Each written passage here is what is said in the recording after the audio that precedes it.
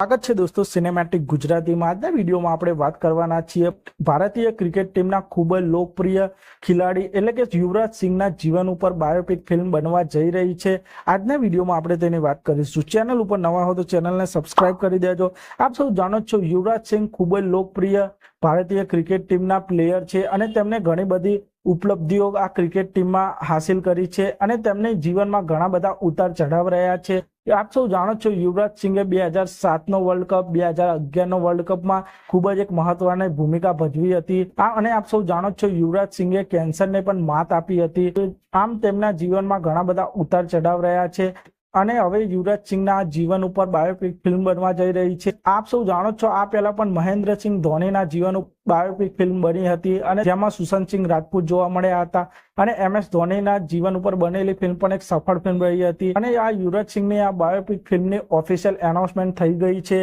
અને યુવરાજ સિંહની આ બાયોપિક ફિલ્મને ભૂષણ કુમારની કંપની ટી સિરીઝ અને 200 નોટ આઉટ સિનેમાની ટીમ આ બંને ભેગા મળીને આ એપિક ફિલ્મ બનાવવા જઈ રહ્યા છે અને તેમને આ ફિલ્મની એનાઉન્સમેન્ટ પણ કરી દીધી છે। પણ હજુ યુવરાજ સિંહની આ બાયોપિક ફિલ્મમાં બોલિવૂડના કયા અભિનેતા જોવા મળશે તેની કોઈ કન્ફર્મેશન કરવામાં આવી નથી